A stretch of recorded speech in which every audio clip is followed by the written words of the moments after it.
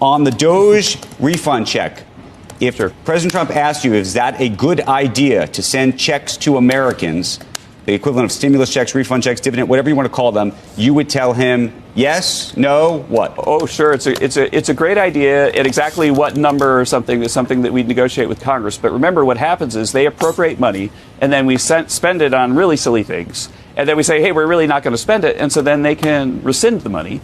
And they can take some of the money and they can use it to reduce the deficit. They can take some of the money to put it in people's accounts, to return it as a tax cut. Those are all things that will be on the table. Doge stimulus check creator confirms that the checks are coming soon, guys. Now, he also clarifies the eligibility of those who receive Social Security benefits. Massive. The host of The View gets so worked up, which results in a shouting match. And the Democrats, they made a huge mistake by having Tim Waltz speak for the party once again. Now, I hope you guys are ready for a jam-packed video because we're going to go ahead and start off with James Fishback, all right? By the way, if you guys appreciate the updates, hit the like button and subscribe to the channel. So check this out. James Fishback, he's the creator behind the proposal to provide $5,000 Doge dividend checks to Americans. And he has just confirmed that he's already discussing how they can proceed, citing that he's already in talks with several lawmakers who are optimistic about a formal bill being introduced very soon. So here's Mr. Fishback on Dr. Phil's podcast talking about these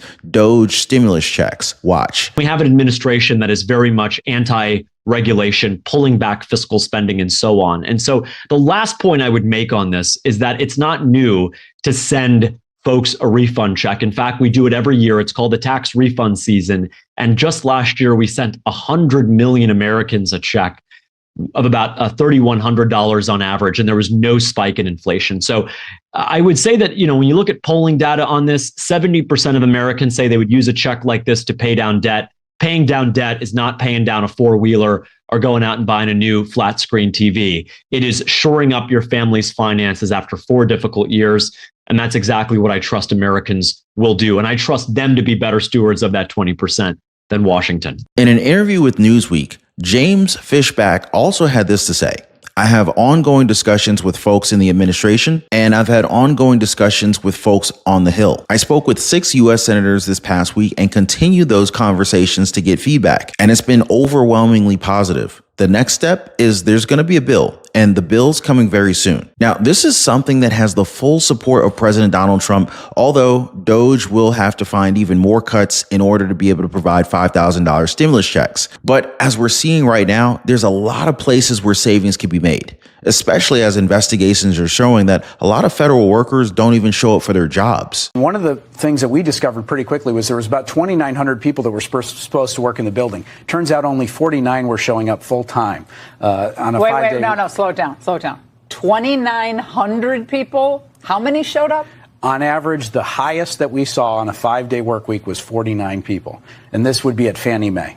And Freddie Mac has a similar problem. We're going to fix it. President Trump hired a businessman to do this, and we're going to fix it for him. James Fishback also asked about these stimulus checks and if those on Social Security will be receiving them, responding that these checks will be sent per household, which means that the proposal would definitely have checks sent to those who are receiving Social Security benefits. He also added this: if you file a federal income tax return, if you pay federal income tax, which is to say that you worked, you would receive a Doge dividend check. That individual and their household would benefit from this payment. Now, moving on, guys, the hosts of The View are now fighting with each other as the Democratic Party crumbles. It's now gotten to a point where they're visibly tearing each other down with their own narrative. And this comes after they had Senator Chuck Schumer on their show, a guy who most Democrats believe sold out their party. Well, they're not listening to the rules anyway.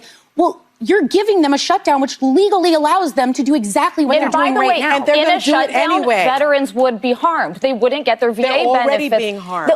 No one is fighting for the American people, and it's feckless and it's weak. Shutting down the government is not fighting for the American people. It costs the economy billions of dollars. This man has destroyed so much in 1 month. Give it a minute. I think that give them more time to shut stuff down. I think that the Democrats are going to pull themselves together now. As we speak, the courts actually stated that every day there's some atrocity going on. Every day I wake up. What did he do today? The courts just ruled that more than 20,000 federal workers have to be reinstated because what Doge did was not lawful. So listen, be careful, because this is what they want. They want this fighting. They want this infighting. What's happening now Democrats don't have what they need to get what they want done. So again, people have to get out and you have to march. You have to start making noise. That's right. This is now coming back to us.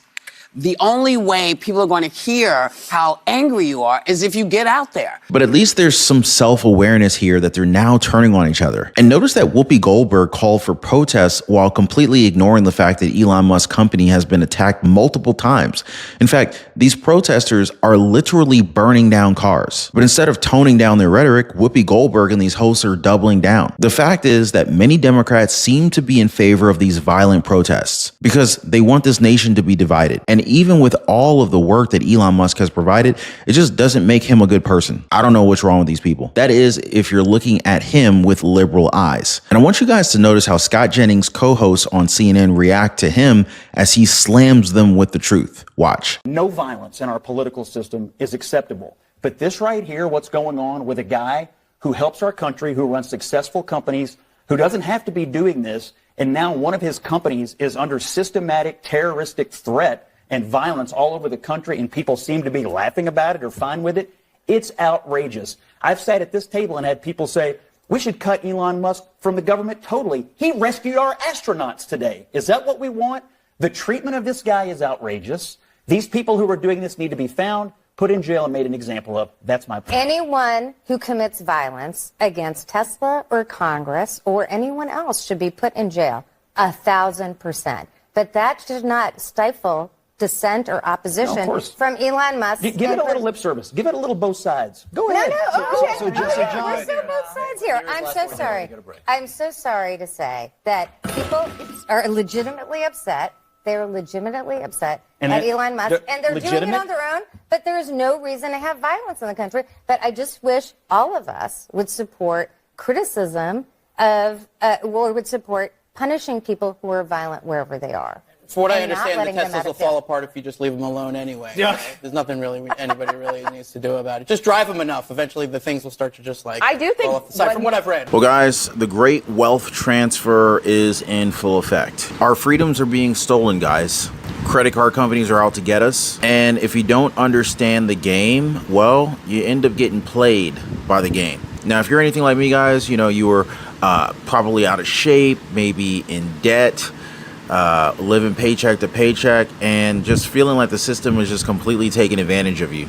I remember for a long time, I could rarely ever get any time to spend with my wife. And through trial and error and through a lot of pain, I figured out how to gain freedom and also lose a lot of weight and actually get in shape. And guys, I'm gonna be honest with you, that was a game changer. To no longer be living paycheck to paycheck, figuring out how to get the credit cards to pay me, the power of a strong credit score. I pay thousands of dollars less per year for the same house as my neighbor just because my credit is better than his is. And this is not to brag. I mean, but this is the truth. The banks are literally taking advantage of the poor. It's like the people who can least afford it, they're charging the poor what is like unofficially called a poor tax or a tax on the poor. I mean, I'm now at a point where, you know, like, number one, I don't pay for credit cards. In fact, credit card companies pay me to use their cards. And I figured out how to build a lifestyle that is just ultimately very, very healthy. I lost a tremendous amount of weight and I put on a lot of muscle. But when I was struggling, I wish I knew people who knew these things. So anyway, I decided to create a community of like-minded people who are also interested, just like me, in living better. So if you guys want to join my community, it's called the Liberty Pursuit Network. It is brand new. Come on over. I'd love to have you guys and join like-minded people. Be positively motivated by others who are also on the same pursuit. So I'm going to leave a link for you guys so you can join me over on the Life Pursuit Network in the description down below this video. So check it out, guys, and let's not be a victim of this great wealth transfer that is taking place right now. Democrats continue to prove that they are the party of insanity and hate. Because why is it only Scott Jennings who's the one that's completely bothered by these attacks? And sure, you know, they're giving us lip service by saying that these people should be put in jail. Sure. But then the very next second, they're trying to justify the violence by saying that they're legitimately upset. This is like like a mirror image of what happened with President Trump last year. Instead of condoning violence after he was almost killed, some Democrats try to justify it. Some said it was only a matter of time until someone tried to shoot at him. And this is the Democratic narrative that we've heard for so long now, which will probably lead to decades of the party losing multiple elections. And guys, if that wasn't bad enough, we've now got to look at Governor Tim Waltz back on the air. Now, I'm not sure why he's even out here talking about Tesla, but it's astonishing to see how clueless they are about the reality of the world. So here's Tim Waltz laughing at the dropping of Tesla prices. Actually, it might be a good opportunity to buy some stocks. This is not stock advice, though. Saying on my phone, I don't know, some of you know this on the iPhone, they've got that little stock app. I added Tesla to it to give me a little boost during the day. 225 and dropping. So, and if you own one, we're not blaming you. You can take dental floss and pull the Tesla thing off, and take out, just telling you. He can say that they don't blame the people for buying a Tesla, although he should probably tell that to the countless number of vandals that are keying Teslas across the country. Now, the replies to Tim Waltz's post on X, it says it all. One user, hating American companies is what the governor of Minnesota loves. Another one read, you are a disgrace. I worked at Tesla for over 4 years. I know many who still work there. Tesla is one of America's crown jewels, and you actively want it to fail. You should be ashamed of yourself. You don't deserve to be anywhere near public service, which means Tim Waltz is actively going against what Americans want, wishing for Tesla stocks to tank. Really? Most people have Tesla stocks in their 401k portfolio. So you want to ruin Americans' ability to retire across America? What a complete idiot. And this is the kind of cluelessness within the Democratic Party that's dragging them down. It's also very clear that Tim Waltz supports the destruction of these vehicles because that's putting a lot of pressure on these stock prices. But we're also hearing it goes further than this. Reports of a potential doxing site existing that names and shames Tesla car owners. Is that credible? Do we have any more info on that? Yeah, this is just starting to emerge, these reports that there's a website that's allegedly purporting to post the personal information of Tesla owners, names, addresses with a Molotov cocktail cursor feature over where these people live. So a potential doxing and harassing behavior there. And according to one report, that information can be taken down if the Tesla owner provides proof that he or she has actually sold the vehicles. Now, we've yet to hear top Democrats condone these types of actions. I guess they're still enjoying it since this is a petty win for them. So here's my question. Would they respond the same way if this happened to a guy like, I don't know, Mark Cuban? Now, I want to redirect you guys to a recent live stream I did where I covered Cash Money Fannie Willis. The Fulton County DA is now said to owe thousands of dollars as a judge ruled against her. Guys, make sure you guys check that out. As always, appreciate your time. Thanks for hitting the like button and subscribing. We'll see you next time.